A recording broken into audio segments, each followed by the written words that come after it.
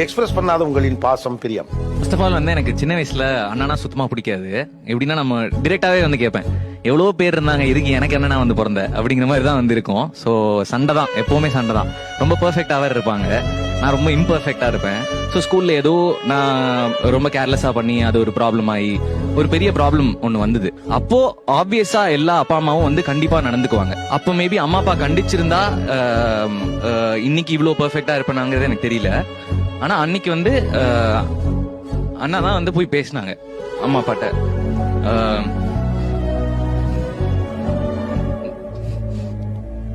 நான் பேசிக்கிறேன், நீங்க இதுல தலையிடாதீங்க அப்படின்னு சொல்லிட்டு ரூமுக்கு கூட்டிட்டு போனாங்க. ஒன்னும் கேட்கல,